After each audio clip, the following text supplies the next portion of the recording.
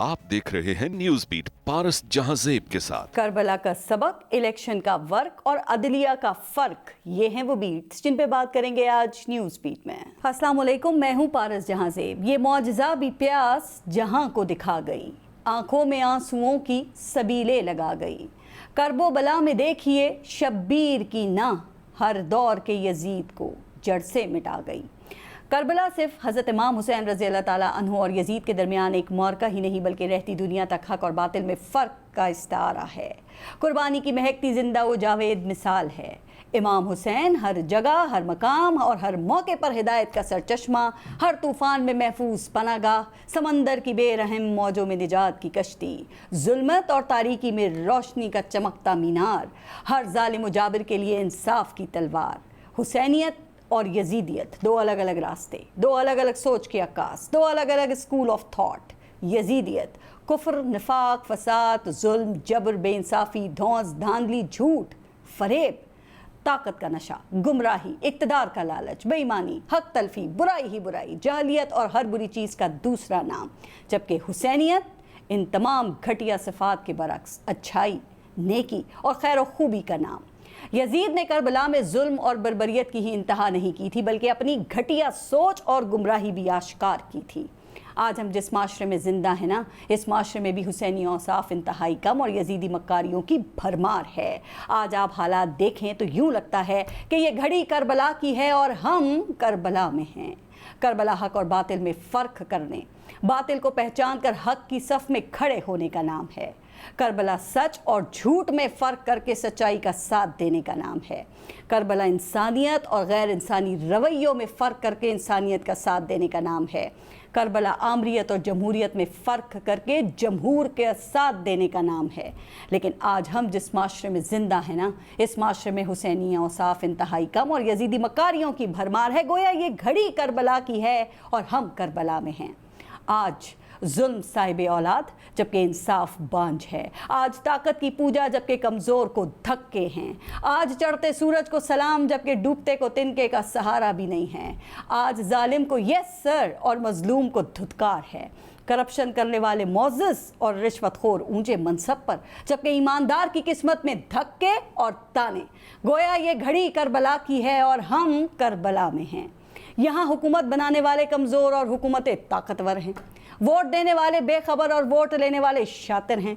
सियासी इंतकाम, मुखालफीन को माइनस करने का हथियार, पॉलिटिकल इंजीनियरिंग के चर्चे, पसंद के कठपुतली सेटअप, आला उहदों के लिए अपने अपने बंदों की ख्वाहिश, मर्जी की अदालतें और मनपसंद फैसले, तराजू के पलड़े बराबर करने की फरमाइशें और लेवल प्लेइंग फील्ड के नाम पर दूसरों को फील्ड से आउट करने की शराइत, दूसरों के लिए सेलेक्टेड के ताने और ख़ुद सेलेक्ट होने के लिए हर जतन पर तैयार, अपनी अय्याशियों और गरीब को मारने की रविश, कुर्बानियाँ देने से खुद कोसों दूर जबकि आवाम को हर वक्त कुर्बानी के लिए तैयार रहने की हिदायत और भाषण। 70 साल से इस मुल्क को कौम और रियासत की जड़ें खोखली करते ये दीमक और हर हाल में इक़्तिदार से चिमटे रहने वाले ये इब्नुल वक्त लोग। तो जनाब, करबला में भी तो यही सब कुछ था ना। इसलिए आज हम जिस माशरे में ज़िंदा हैं, इस माशरे में हुसैनी औसाफ इंतहाई कम और यजीदी मक्कारियों की भरमार है। गोया ये करबला की घड़ी है और हम करबला में हैं। तो आखिर हम करबला के मार्के से सीखा हुआ सबक क्यों भूल गए हैं, इस पर भी आज प्रोग्राम में बात करेंगे। मजीद इशूज़ को भी प्रोग्राम में शामिल करेंगे। और प्रोग्राम में आज हमें ज्वाइन किया है सरदार लतीफ़ खोसा साहब ने, साबिक गवर्नर पंजाब, साबिक अटॉर्नी जनरल और सीनियर पाकिस्तान पीपल्स पार्टी के रहनुमा हैं। JUIF के सीनियर रहनुमा मुफ्ती किफ़ायतुल्लाह साहब ने प्रोग्राम में ज्वाइन किया है और PMLN के सीनियर रहनुमा हैं निहाल हाशमी साहब। अस्सलाम वालेकुम और बहुत बहुत शुक्रिया आप सबका प्रोग्राम में शिरकत के लिए। निहाल हाशमी साहब, आपसे शुरू करते हैं सर। हर साल सानह करबला की याद ताज़ा होती है और हमें अहले बैत और खानवादे रसूल सल्लल्लाहु अलैहि वसल्लम की अजीम कुर्बानी के बारे में बताया जाता है और हम इनको मानते भी हैं।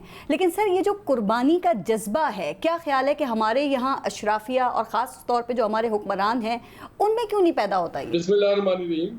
देखिए पारस, ये जो सानह करबला है ये एक दुनिया की, ये सब पे पूरी दुनिया के लिए एक मैसेज है जी। हम पैगाम का असर नहीं लेते, हम ऊपर ही ऊपर इसको महसूस करते हैं, मगर हम इसके जो हमारी जिंदगी में जो तब्दीली आनी चाहिए वो नहीं आती है। वजह ये है कि वो जो کربلا کا واقعہ ہوا تھا وہ اگر آپ سیاسی انداز میں بھی دیکھیں ایک باطل قوت جی ایک غیر منتخب ایک فاسق شخص کے خلاف عوام کی حقوق کے لیے کھڑے ہوئے تھے، حق کے لیے کھڑے ہوئے تھے، ناانصافی کے خلاف کھڑے ہوئے تھے اور اس میں دنیا کی سب سے عظیم ترین قربانی دی۔ بے شک کاش ہم لوگ سیکھتے اس سے بڑے پانی حق انصاف اور جمہوری جدوجہد کے لیے، جمہور مانے عوام کے لیے، جو ریاست مدینہ کے عوام تھے وہ اس بات کو قطعاً نہیں پسند کر سکتے تھے اور نہ کرتے تھے کہ ایک یوزر پر آ کر کے اس پہ فائق ہو جائے، مگر ہمارے ملک کی تاریخ اس بات کی شاہد ہے کہ ایوب خان بھی آیا، ضیاء بھی آیا، یحییٰ بھی آیا، پرویز بھی آیا، ہم نے سیکھا نہیں، ہمیں سیکھنے کی ضرورت ہے۔ سر آپ نے کہا سیکھا نہیں، سیکھنے کی ضرورت ہے، آپ نے قربان کی، لیکن جب اپنے ملک کی بات کریں تو یہاں پہ تو نہال ہاشمی صاحب پھر عوام ہی قربانی دیتی ہے۔ آپ دیکھیں ٹیکس بھی عوام ہی جمع کراتی ہے، وہی بھرتی ہے، مہنگائی کا بوجھ بھی عوام ہی اٹھاتی ہے، اور یہ جو اشرافیہ کے اوپر سے جو الللے تللے ہیں اس کا بوجھ بھی اس عوام کو ہی اس کی قیمت جو ہے وہ پوری کرنی پڑتی ہے۔ تو سر پھر ہم پریکٹیکلی اگر حضرت امام حسین رضی اللہ تعالیٰ عنہ اور ان کی جو ان کا خاندان ہے، یہ جو ان کا قربانی کا فلسفہ ہے اس کو اگر ہم نافذ نہیں کرتے ہیں تو پھر ہم کیسے مسلمان ہیں؟ نہال ہاشمی صاحب ہمارے یہاں بھی آپ بھی ذکر کر رہے تھے، اتنی اعلیٰ مثالیں ہیں، اتنی زبردست مثالیں ہیں سر، اتنی روشن مثالیں ہیں، اس کے باوجود آپ دیکھ لیں ہر جگہ ہم زوال کا ہی شکار ہیں۔ اکثر میں سوچتا تھا کہ فرعون جابر ظالم کیا اب نہیں ہے معاشرے میں، مگر جیسے جیسے میں بڑا ہوتا گیا، بلوغیت پہ آتا گیا، اکثر میں سوچتا تھا کہ منافق کیسے پہچانوں گا، تو میرے ارد گرد بڑے منافق میں نے دیکھے، بڑے مشرکین دیکھے، اور اپنے معاشرے میں بے شمار ہم نے فرعون اور جابر اور یزید دیکھے، ہم نے حق پرستوں کی بہت کمی دیکھی، اور آج بھی دیکھ رہا ہوں۔ جس دن پاکستانی معاشرہ صحیح معنوں میں حق پرست ہو جائے گا، حسینی رستے پہ چلے گا، قربانی کے رستے پہ چلے گا، اللہ کے بتائے ہوئے رستے پہ چلے گا، حقدار کو اس کا حق دے دے گا، جس دن آپ نے حقدار کو اس کا حق دے دیا اس دن آپ کا معاشرہ آسمانوں کی بلندیوں کو چھوئے گا۔ ادروائز ہمارا بس جو حال ہے اللہ ہم پہ رحم کرے۔ ہم یہ دعا کر سکتے اللہ رب العزت ہمیں وہ تلقین کرے، ہمارے اندر وہ جذبہ بیدار کرے، اللہ سے دعا کر سکتے کہ ہمیں بدلے، ہمیں سمجھنے کی صلاحیت دے کہ ہم اپنے دین اور اس کی قربانیوں کو سمجھیں تہ دل سے اور اسلامی روشنی کے تحت اور نبی کریم صلی اللہ علیہ وسلم کے بتائے ہوئے راستے پہ چلتے ہوئے۔ آمین۔ بالکل۔ سردار لطیف کھوسہ صاحب، سر قیام پاکستان کے وقت میں جو اشرافیہ اور اس وقت عوام تھے انہوں نے مل کر ہی قربانیاں دی تھی نا، اور اس کے بعد پھر ملک پہ اشرافیہ کا قبضہ ہو گیا سر، اور آپ جانتے ہیں کہ اشرافیہ کے اندر حکمران ہیں، بیوروکریسی ہے اور اسٹیبلشمنٹ بھی ہے، تو آپ سمجھتے ہیں کہ ان سب کو جو سانحہ کربلا ہے اس سے کچھ سبق سیکھنے کی ضرورت ہے یا نہیں ہے کھوسہ صاحب؟ دیکھیں پارس، نہ صرف ان کو بلکہ ساری میں سمجھتا ہوں انسانیت کو اور سارے بین الاقوام کو، سبھی کو اس سے جو ہے سبق سیکھنا چاہیے۔ دیکھیں عاشورہ آیا چاہتا ہے تو ہمارا تو یہی ہے اسلام زندہ ہوتا ہے ہر کربلا کے بعد، اور کاش اس سے ہم یہی سبق سیکھیں کہ حق گوئی میں جو ہے وہ بالکل امہ کو یا کسی بھی شخص کو جو ہے اعتراض اور کترانا نہیں چاہیے، اور ڈٹ جانا چاہیے باطل کے آگے، جو ہے چاہے وہ جان کی قربانی ہی کیوں نہ دے، اسی سے ہی آگے معاشرہ پھلے گا۔ کھوسہ صاحب آپ قربانی کی بات کر رہے ہیں، لیکن سر یہ بتائیے گا کہ ہمارے یہاں جو حکمران ہیں خاص طور پہ، وہ قربانی کا ان میں یہ جذبہ بیدار کیوں نہیں ہوتا ہے سر؟ وہ اس سے سبق کیوں نہیں سیکھتے؟ اس وقت تو حال یہ ہے کھوسہ صاحب کہ ابھی پچھلے ہفتے آپ نے دیکھا کہ وہ بیوروکریسی کے لیے کوئی 2.5 ارب روپے کی جو گاڑیاں تھیں ان کو منگوانے کا فیصلہ ہوا، اور جو نگراں وزیر اعلیٰ پنجاب ہیں محسن نقوی، انہوں نے باقاعدہ اس کو جسٹیفائی کیا ہے۔ کھوسہ صاحب ہمارے یہاں جو چیئرمین سینٹ ہیں وہ تا حیات مراد حاصل کر لیتے ہیں، یہاں ارکان پارلیمنٹ کی جو تنخواہوں کے بل ہیں وہ سر گھنٹوں میں منظور کر لیے جاتے ہیں، آپ کو پتہ ہے نا، یا ججز کی تنخواہیں بڑھ جاتی ہیں، اور سر اسٹیبلشمنٹ کا بھی یہی حال ہے۔ ایک ایسا ملک جس کا 1.5 سال میں، اس پچھلے 1.5 سوا سال میں 10 کروڑ نفوس جو ہیں، 25 کروڑ میں سے 10 کروڑ اشخاص جو ہیں غربت کی دہلیز سے نیچے چلے گئے ہیں 1 سوا سال میں، اور 10 لاکھ پاکستانی جو ہے وہ ملک چھوڑ کر چلا گیا ہے، اور حتیٰ کہ 400 اشخاص روزگار کی تلاش میں باہر جاتے ہوئے وہ سمندر میں ڈوب کے مر گئے. اور یہ ہم اس اسلام کے دائی ہیں جہاں یہ ہے کہ دجلہ کے کنارہ پر بھی اگر کتا بھی مر جائے تو حاکم وقت اس کا جو ہے ذمہ وار ہوتا ہے. کاش کہ وزیر اعظم اس پر مستعفی ہو جاتے کہ میں اگر ان کو جو ہے روزگار فراہم نہیں کر سکا تو میں وہ تو کہہ رہے ہیں کارکردگی لے کے الیکشن میں جائیں گے کھوسا صاحب اور اس پہ ووٹ حاصل کریں گے. میں ذرا آپ ہی کی بات کو آگے بڑھاتی ہوں, مفتی کفایت اللہ صاحب سے پوچھوں. مفتی کفایت اللہ صاحب, کل یوم عاشور ہے اور ہم سانحہ کربلا کی یاد تازہ کریں گے, اس کی جو اہمیت ہے اس کو اجاگر کیا جائے گا, لیکن مفتی صاحب جو قربانی ہے نا وہ ہم عوام سے ہی مانگیں گے. یہ کس قسم کا تضاد ہے ہمارے یہاں؟ سب سے پہلے تو آپ کا شکریہ کہ آپ ایک سیاسی پروگرام کے اندر بھی آپ نے کربلا کو ایڈ کیا ہے اور اس سے سبق لینے کے لیے آپ نے موقع فراہم کیا. واقع کرب و بلا دراصل ظالم اور مظلوم کے درمیان ایک مشہور واقعہ ہے اور اس کے اندر شہادت ہوتی ہے نبی علیہ الصلوۃ والسلام کی نواسے کی, اور اس وقت ان کو ابن رسول اللہ کہا جاتا ہے, رسول اللہ کا بیٹا. جی, ہمارا اہل سنت والجماعت کے تمام علماء کا اس پر اتفاق ہے کہ جس وقت آپ کی شہادت ہو رہی تھی اس وقت آسمان کے نیچے اور زمین کے اوپر کوئی آپ سے بہتر نہیں تھا, فضیلت کسی کی نہیں تھی. تو ان کے بعد دو راستے تھے. جی, ایک راستہ تو یہ تھا کہ وہ کمپرومائز ہو جاتے, ایک راستہ یہ تھا, اور دوسرا راستہ یہ تھا کہ وہ کمپرومائز نہ ہوتے اور حق کے راستے پہ چلتے. تفصیل سے جانے کا موقع تو نہیں ہوگا, لیکن یہاں اس وقت پاکستانی سیاست کے ساتھ یہ میچ کر رہا. جی, انہوں نے حق والا راستہ اختیار کیا اور کمپرومائز والا راستہ چھوڑا. اگر وہ کمپرومائز کرتے تو یزید کے پاس ان کے لیے عالی شان مراعات تھی, لیکن انہوں نے کمپرومائز نہیں کیا. جناب حسین رضی اللہ تعالیٰ عنہ اگر ایسی مثال قائم نہ کرتے تو آج سنو ٹی وی کے اندر ہم ان کو بطور نظیر کس طرح بیان کریں. بالکل, تو ہمارے لیے ایک مشرے رہا ہے. یہ جو شعر جن کی طرف لطیف کھوسا صاحب نے اشارہ کیا, یہ پورا شعر یہ ہے کہ قتل حسین اصل میں مرگ یزید ہے, اسلام زندہ ہوتا ہے ہر کربلا کے بعد. میں اس کا مفہوم یہ سمجھا ہوں کہ طاقت, تکبر, فوج, ظفر موج اور غرور کی تمام علامتیں جیت جانے کے باوجود ہار جاتی ہیں, اور حق پہ کھڑا ہوا آدمی اگر جیتے بھی, زندہ بھی رہے, شہید بھی ہو تو بھی وہ جیت جاتا ہے. یہ تو اس کا معنی. ٹھیک, پاکستانی سیاست کے اندر بھی ہم بہت سارے مظالم سے گزرے ہیں. اگر ان مظالم کا ذکر کریں گے تو آپ کا پورا پروگرام اسی پہ ہو جائے گا. تو پھر یہاں پہ ایک اسپیسیفک بات پوچھوں کہ ہمارے یہاں جو علماء ہیں اور خاص طور پہ وہ علماء جو کہ سیاست میں بھی ہیں, کیا آپ یہ سمجھتے ہیں مفتی کفایت اللہ صاحب کہ وہ واقعی حضرت عمر فاروق رضی اللہ تعالیٰ عنہ سے لے کے حضرت علی رضی اللہ تعالیٰ عنہ تک اور پھر حضرت امام حسین رضی اللہ تعالیٰ عنہ اور ان کے پورے خاندان کی جو سنت ہے اس پہ عمل پیرا ہیں؟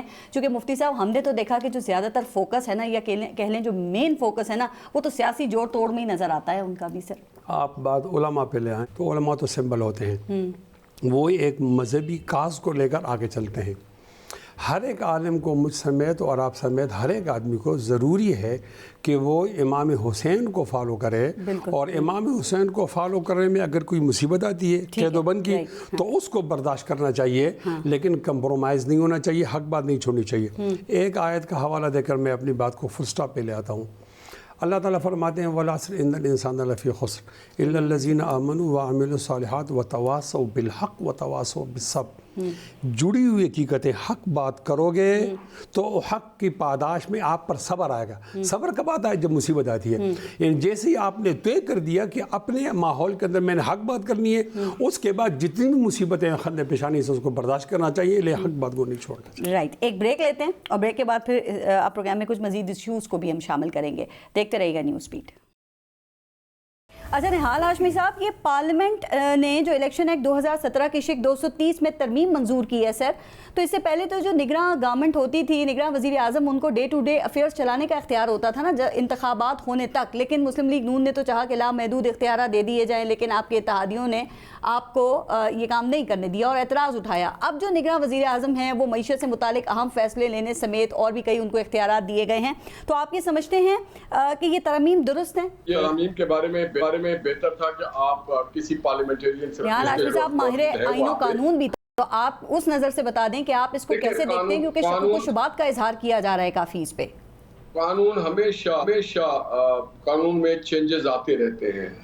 दुनिया में एक वाहिद कानून है कुरान के कानून के अलावा जितने भी मैन मेड लॉज हैं उसमें तब्दीली की, वो अच्छी तब्दीली हो या बुरी हो, वो सही हो या गलत हो।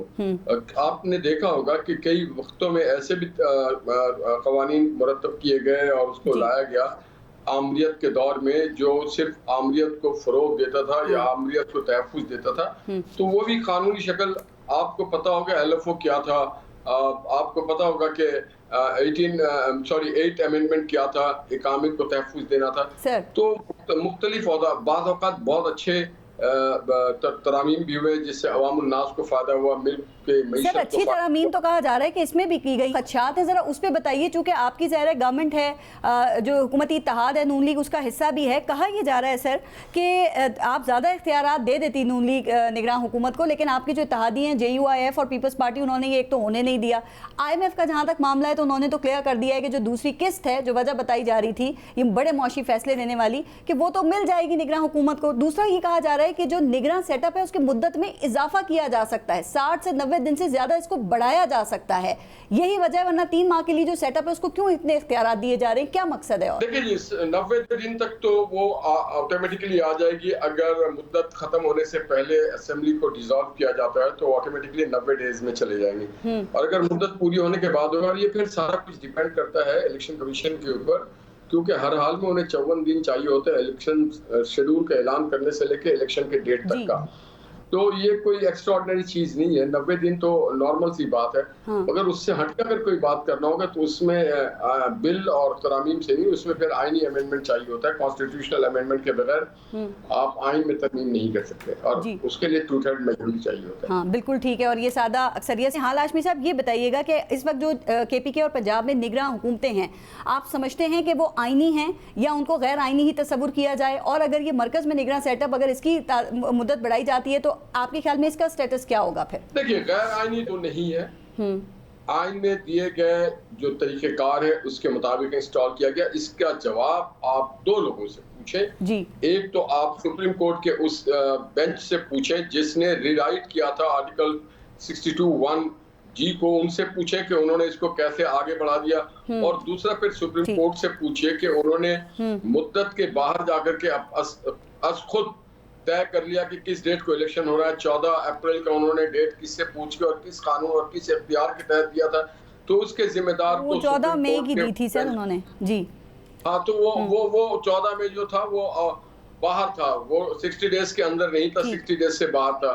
तो वो अगर एक बार उन्होंने वायलेशन किया और एक बार उन्होंने हाशमी साहब, आपने इलेक्शन कमीशन को इख्तियार दे दिया ना अब इलेक्शन की तारीख देने का। मुझे एक बात और बताइएगा, ये निगरान वजीर आजम के हवाले से क्यों नहीं इत्तफाक राय हो सका? इसहाक डार का आपने नाम दिया, यहाँ भी आपके इत्तेहादियों ने तहफ़्फ़ुज़ात का इजहार किया, तो हमारे यहाँ इस मामले में हमेशा इशू क्यों रहता है? दुनिया में कहीं भी आप देखेंगे जो निगरान सेटअप है उसके हवाले उसका तस्वुर भी नहीं है, लेकिन यहाँ पे निगरान के हवाले से भी इशू होता है, तनाज़ा बन जाता है। क्यों? इसलिए कि हमारी जो जमहूरियत है वो मैच्योर नहीं हुई है, बार बार असेंबली को तोड़ा गया, फेंका गया। सामने आपके मिसाल है मोहम्मद नवाज शरीफ साहब का, और 18 का जो इलेक्शन हुआ, जिस तरह से उस पे अदलिया ने और अपने इस्टेब्लिशमेंट में अपना किरदार अदा किया, बाजवा साहब ने और फहद हमीद ने और उस वक्त के जो बेंच थे उन लोगों ने, तो उससे आपको पता है कि यहाँ पे क्रेडिबिलिटी का सवाल पैदा होता है। तो इसलिए हमारी मैच्योरिटी नहीं हुई है। तो हर अभी एस्टेब्लिशमेंट न्यूट्रल है। आप समझते हैं कोई भी वज़ीर आज़म बने उनको कोई दिलचस्पी नहीं है, चाहे कोई बनता है या नहीं बनता? 2018 में एस्टेब्लिशमेंट न्यूट्रल नहीं थी, अब न्यूट्रल है कि नहीं ये साबित होगा उनके अमल से, परफॉर्मेंस से। ये मैं ज़बानी किसी के बारे में ये नहीं कह सकता हूँ कि वो न्यूट्रल नहीं है, या ये भी नहीं कह सकता कि वो न्यूट्रल है, क्योंकि ये चीजें साबित होती है उसके कारकर्दगी से, उसके किरदार। बिल्कुल ठीक। खोसा साहब, आपके ख्याल में निगरान हुकूमत के लिए इजाफा क्यों किया गया है सर? चूंकि मईशत के हवाले से जो मामलात हैं वो तो कहा जा रहा है कि तकरीबन तय हैं, तो आप क्या समझते हैं इतनी उजलत इतनी जल्दी क्यों दिखाई गई है? और ये सादा अक्सरियत से पार्लियामेंट के मुश्तरका इजलास में जो तरमीम है काफ़ी है ये खोसा साहब करना? नहीं, देखिए ये तो आइन को मजरूह करता है, या आइन की रूह को मजरूह करता है। देखिए ये केयर टेकर्स का काम सिर्फ اور ڈے ٹو ڈے بزنس کو چلانا تھا صد ادب کے ساتھ. دیکھیں 90 دن کے اندر الیکشنز آئینی تقاضا تھا. چھوڑ دیں کسی سپریم کورٹ کو کسی فتوے کی ضرورت نہیں تھی, کسی فیصلے کی ضرورت نہیں تھی, اس تنازع کی ضرورت بھی نہیں تھی. تو یہ الیکشن کمیشن آف پاکستان جو ہے کیا کمپلیٹ فیلیور ہے کہ اس نے 90 دن کے اندر الیکشنز نہ کروائے. اور جب الیکشنز کوئی بھی ایگزیکٹو اتھارٹی جب اپنے دائرہ اختیار سے متجاوز کوئی کام کرے یا حدود کے اندر نہ کرے تو پھر سپریم کورٹ یا ہائی کورٹ اپنی ریٹ جورسڈکشن میں اس کی تصحیح کرتی ہیں. اور سپریم کورٹ نے 14 مئی کہا تھا تو 14 مئی کو ہونا چاہیے تھا الیکشن. اس میں کوئی دوسری جواز ہو ہی نہیں سکتا تھا, کوئی ہیلا بہانا اس کی جواز اور گنجائش نہیں. لیکن دیکھیں گورنمنٹ نے ایک تو بجٹ نہیں دیا نا کھوسا صاحب. تو یہی میں عرض کر رہا ہوں کہ جو بھی اس کے راستے میں رکاوٹ پیدا کی ان کو جو ہے توہین عدالت میں ان کو قابل مواخذہ ہونا چاہیے تھا. وہ نااہل بھی ہوتے الیکشن سے اور پھر جو ہے عملداری ہوتی. اب تو اسی لیے سرزمین بے آئین بنا دی ہے نا. آپ نے 2/3 پاکستان جو ہے وہ کیئر ٹیکرز وہ ہیں جن کو نہ آئین میں کوئی اختیار رہ گیا ہے 90 دن کے متجاوز, نہ قانون میں کوئی اختیار ہے, وہ یوزر پر ہیں. یہ مارشل لاء سے بھی بدتر فیسسٹ ڈکٹیٹرشپ ہے. جس طرح آپ نے بتایا کہ انہوں نے اتنے جو ہے اپنا بیوروکریسی کو پیسے دینے میں اور نئی گاڑیوں کی خریداری میں اور بے بہا کھوسا صاحب ابھی آپ نے نہال ہاشمی صاحب کو سنا, وہ کہہ رہے ہیں کہ اس طرح سے غیر آئینی نہیں ہے یہ جو حکومتیں صوبوں کے اندر ہیں. تو آپ کا اس پہ کیا رائے ہے؟ اور اگر مرکز میں بھی نگراں حکومت بنا کے اس کو پرولونگ کیا جاتا ہے سر, تو یہاں کیا سٹیٹس ہوگا؟ وہ بھی غیر آئینی حکمرانی ہو رہی ہے اس ملک میں. آپ دیکھیں کبھی تو مواخذہ ہوگا, کبھی تو تاریخ بتائے گی, کبھی تو ان کو جو ہے کٹہرے میں کھڑا کیا جائے گا جو بھی اس کے عوامل کے ذمہ دار ہیں. دیکھیں ہم کیوں نہیں سیکھتے. بنگلہ دیش ہمارا اس لیے ٹوٹا علیحدہ ہوا کہ ہم نے ان کو حق حکمرانی اس عوام کو نہ دی. اب بھی ہم پنجاب اور خیبر پختونخوا کے عوام کو نہ حق ووٹ دے رہے ہیں, نہ ان کو اپنی اسمبلیاں بنانے کی اجازت دے رہے ہیں, نہ ان کو حق حکمرانی دے رہے ہیں. لیکن ایک اور مسئلہ ہے یہ اشتعال اور نفرت جو پیدا, یہ مردم شماری اور حلقہ بندیوں کا بھی تو تنازع. اس وقت نون لیگ پیپلز پارٹی کہہ رہی ہے پرانی حلقہ بندیوں اور مردم شماری پہ الیکشن کرو, ایم کیو ایم کہہ رہی ہے نہیں پہ کرو. تو کیا آپ سمجھتے ہیں کہ ہو سکتا ہے اس ایشو کی بنیاد پہ الیکشن ڈیلے ہو جائیں؟ نہیں وہ تو طے ہو گیا ہے کہ پچھلی ہی مردم شماری پر ہوگا, کیونکہ اگر یہ بہانے ڈھونڈے جائیں تو پھر تو بہانہ ہے بس یار, پھر تو کبھی ساری. دیکھیں ملک ٹوٹ جائے گا. پارس لکھ لو, دیکھیں یہ ہمارا عمرانی معاہدہ بڑا سینسٹیو ہے.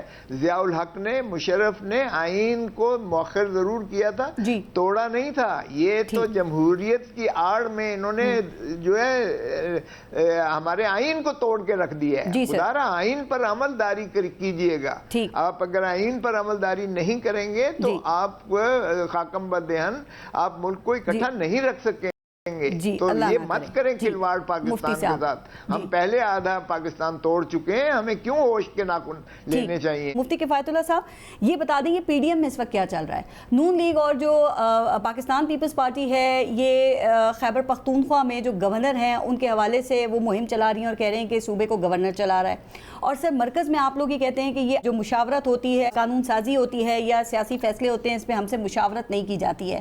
اس پہ آپ احتجاج کرتے ہیں. تو یہ آپ کے پی ڈی ایم کے اتحاد میں اس وقت کیا چل رہا ہے؟ میں پارے اس سے پہلے ایک اور بات کروں گا جو میرے دونوں پینلسٹ نے کی ہے نا, وہ ایسا ہے کہ جو 14 مئی کو عدالت کا حکم ناقابل عمل ہوا, اس میں کچھ غلطیاں مختلف طریقے سے ہیں.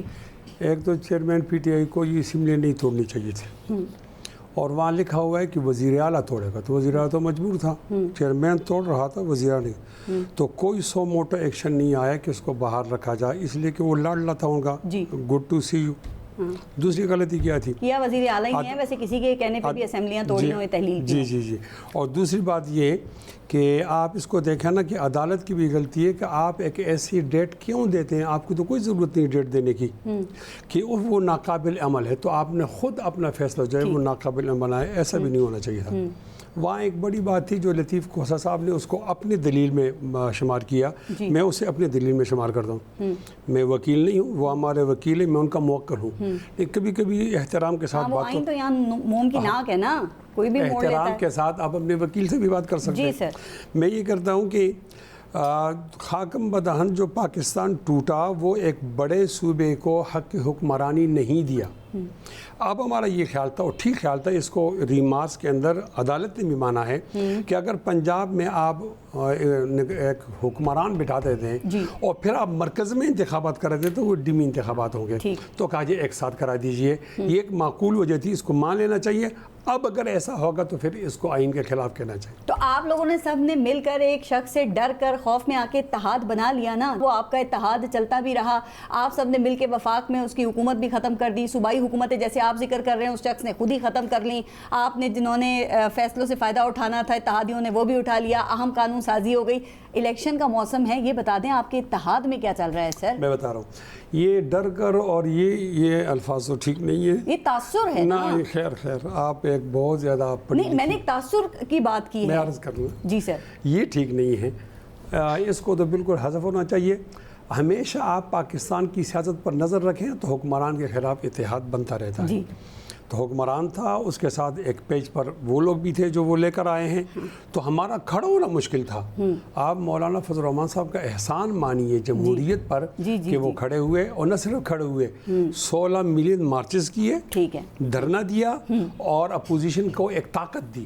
پھر پی ڈی ایم بنایا اور وہ نشیب فراز آپ جانتی ہیں، اور کھڑے ہم نے ایک صحیح اپوزیشن کردار ادا کیا. اور اب عوام کو دکھانے کے لیے اختلافات ہو رہے ہیں. ہم نے عمران خان سے جان چھوڑائی جمہوری پروسیس سے، آگے انہوں نے غلطی کی 9 مئی کی، تو وہ سیاست سے بات ہو، ہم سیاست سے ان کو ناک آؤٹ نہیں کرنا چاہتے، ایسا تو ہوا. اب عمران خان نہیں ہے تو اتحاد کے مقاصد پورے ہو گئے. پابندی بھی نہیں لگنی چاہیے. اب ہم آپس میں لڑیں گے. پابندی بھی نہیں لگنی چاہیے چیئرمین پی ٹی آئی پر. میں عرض کر رہا ہوں کہ پاکستان میں کسی پر پابندی نہیں ہونی چاہیے. میں یہ عرض یہ کرنا چاہتا ہوں، اب عمران خان نہیں ہے، جب نہیں ہے تو یہی لوگ لڑیں گے نا، تو یہ آپس میں لڑیں گے.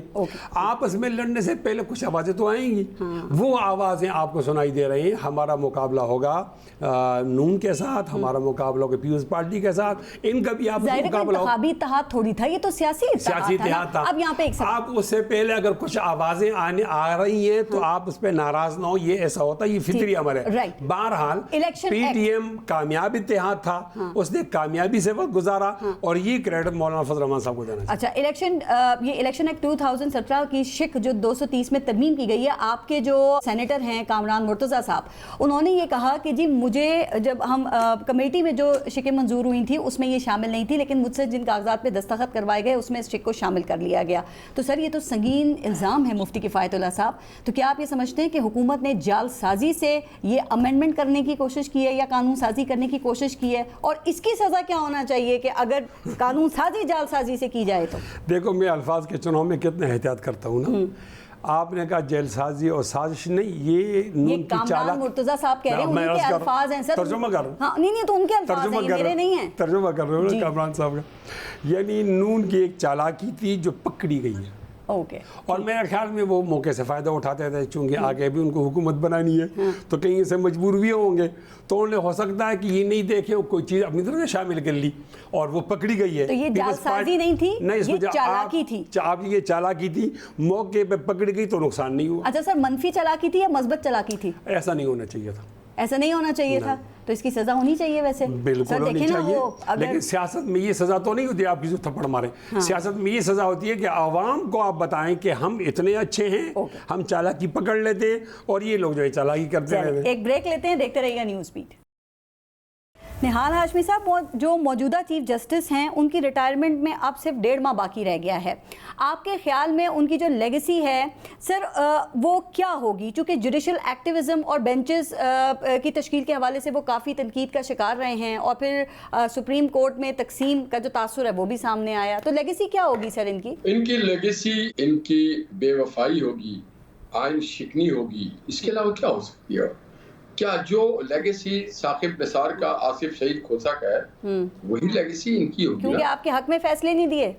نہیں، میرے حق میں نہیں، ان کو آئین کے حق میں دینا چاہیے، انصاف کے حق میں دینا چاہیے، دلائل کے حق میں دینا چاہیے، سچ کے حق میں دینا چاہیے. سپریم کورٹ کے معنی وہ سیاسی سپریم کورٹ نہیں ہے.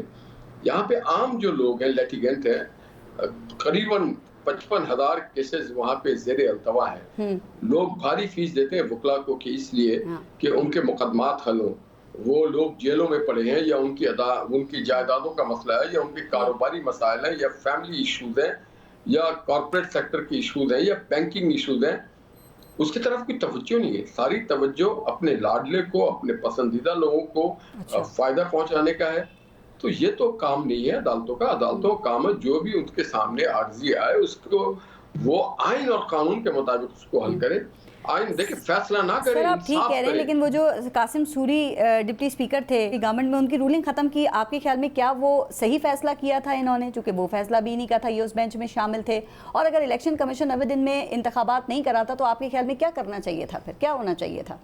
وہ جو قاسم سوری کے الیکشن کمیشن نے کہا تھا کہ اس کے 54,000 ووٹ جعلی ہیں، اس قاسم سوری کو اس عہدے پہ برجمان بھی انہوں نے رکھا تھا اسٹیٹس کو مینٹین کر کے، اور یہ کہا کہ اسٹے دے دیا اور کہا کہ ہی ول ریٹین ہز سیٹ.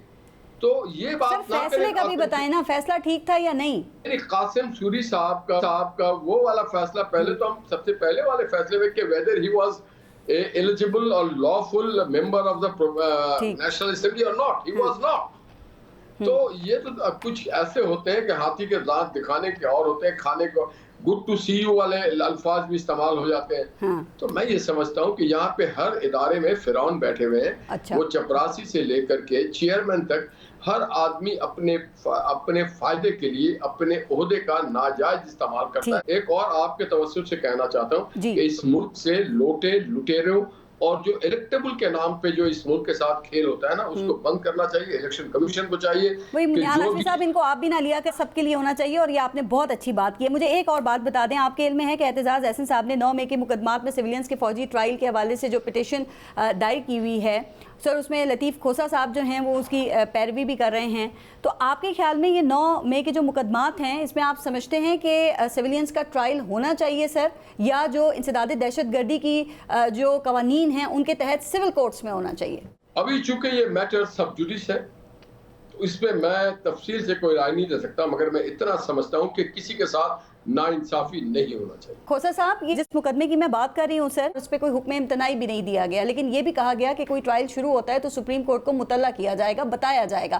تو اب تک کی جو اس مقدمے کے حوالے سے کارروائی ہے، کیا آپ مطمئن ہیں اس پہ؟ 1 اگست کی تاریخ دی گئی ہے. حکومت نے اپنی طرف سے اٹارنی جنرل نے آفر کی تھی کہ ہم اس میں ہائی کورٹ کو اپیل کا حق دینے کے حد تک جو ہے سوچ سکتے ہیں، یا ہم اس کو جو ہے اس پر ورک کر سکتے ہیں. سر حکم امتناعی کیوں نہیں دیا کھوسا صاحب؟ پارس، یہ حکم امتناعی ہی ہوتا ہے. یہ حکم امتناعی ہوتا ہے جب اٹارنی جنرل صاحب یہ کہہ دیں کہ ابھی تو کوئی دور نزدیک تک بھی جو ہے ٹرائل کی پوزیشن نہیں ہے، اور جب سپریم کورٹ کہتی ہے کہ اس کو اسی طرح اسی حالت کیفیت میں رکھا جائے اور ان کو فی الحال جو ہے اپنی فیملی کے ساتھ بھی ملنے دیا جائے، ان کو وکلا بھی ان کی چوائس کے دیے جائیں، ان کو بیرکس بھی جو ہے یا ان کی جو ان کو جہاں رکھا جائے وہ ملحوظ رکھا جائے کہ انسانی جو ہے ڈگنیٹی کو ملحوظ رکھا جائے، آئینی حقوق کو ملحوظ رکھا جائے.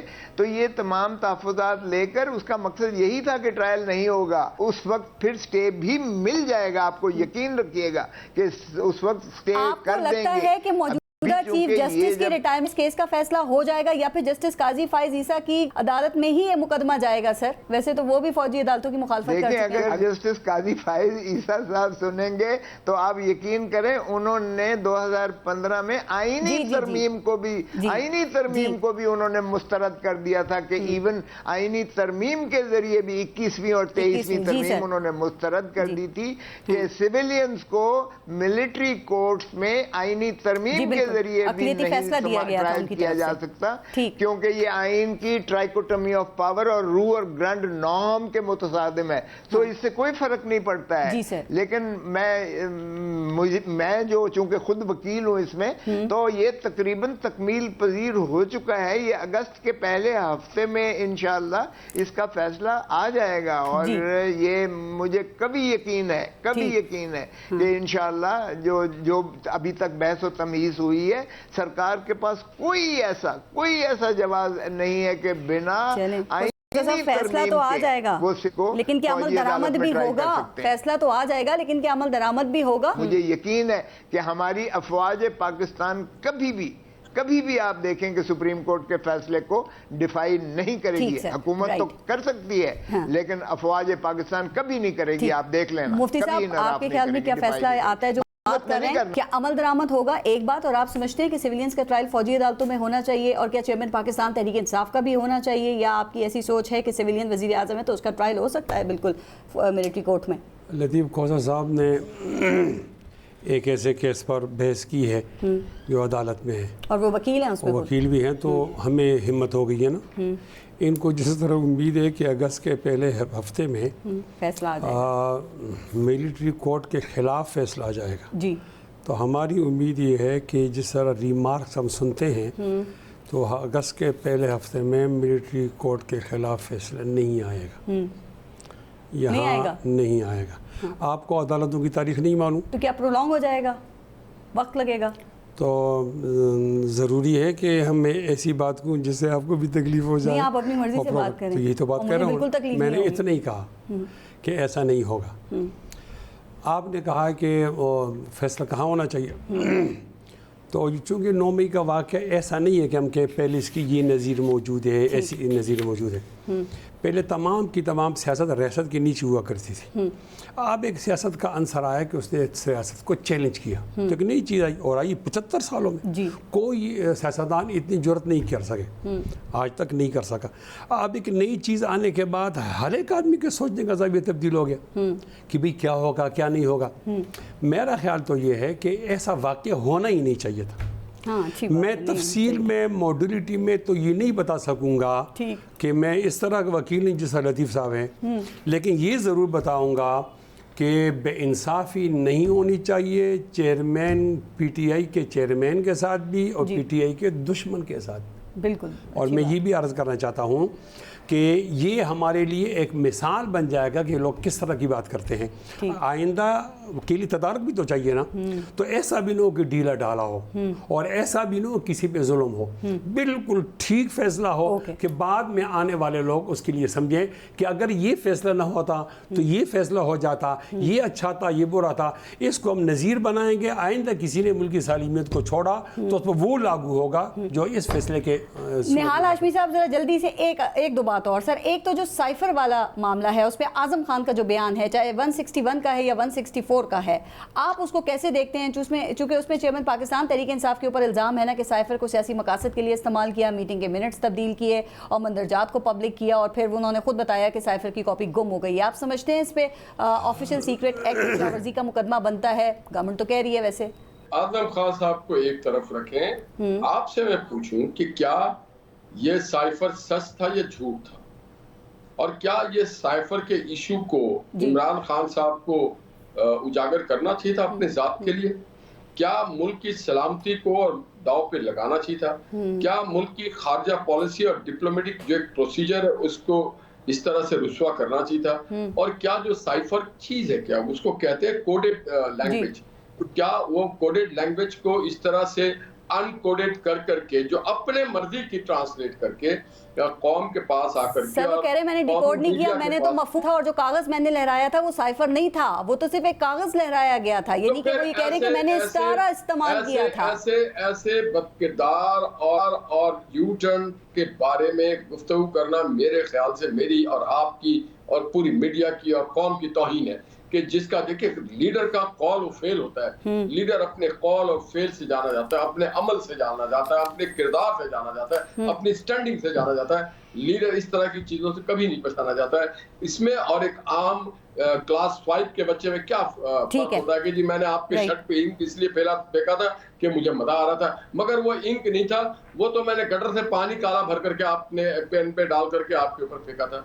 तो ये अजीब सी हरकत है। इस तरह की चीजें हमारे जैसे रियासत में और मैच्योर चीजों में ठीक है खोसा साहब, ठीक खोसा साहब, ये जो आजम खान का 1 या 164 का बयान है सर, आप इसको कैसे देखते हैं? आपको लगता है ये जो गवाहियां हैं इस तरह की या जो बयानात हैं इनकी कोई अहमियत होती है? और जो सवाल मैंने अभी निहाल हाशमी साहब से पूछा, जरा वो भी बताइएगा, आपके ख्याल में ये ऑफिशियल सीक्रेट एक्ट की खिलाफवर्जी का मुकदमा बनता है सर? क्योंकि वो कह रहे हैं मैं तो कागज लहरा रहा था, मैंने तो साइफर लहराया ही नहीं है और मैंने उसके मफहूम को पब्लिक किया है। देखें पारस, पहले तो बहुत ज़्यादा मैं इज्जत करता हूँ निहाल हाशमी साहब की। ये थोड़े से अल्फाज जो हैं सख्त निकाल दिए हैं, हमारी शाइस्तगी के दामन को हज़फ कर देते हैं उसको। में हमें पाकिस्तान सारा सुन रहा है। देखें ये गटर वाली ज़बान जो माशाल्लाह असेंबली में भी इस्तेमाल हुई है, जाने मुस्लिम लीग नून इसे क्यों महज़ब समझने लग गई है, तो मेरा ख्याल में बहुत ज़रा सख्त अल्फाज उनके बारे में कर गए हैं जो यहाँ मौजूद नहीं है और अपना दिफा नहीं कर सकते हैं। देखें जहाँ तक ताल्लुक है ये साइफर तो झगड़ा है ही नहीं, क्योंकि साइफर पहले NCC जब प्राइम मिनिस्टर खुद से तो उनकी मौजूदगी में और डिफेंस मिनिस्टर और सारी अस्करी क़यादत ने कहा कि this is blatant violation into the affairs of Pakistan, blatant violation. Donald लू ने जो अब्दुल मजीद जो हमारे एम्बेसडर को लिखा, ये तो कोडिफाइड होता है उसमें, इसका तो आप निकाल ही नहीं सकते, ये इसका तो आप तर्जुमा ही कर सकते हो।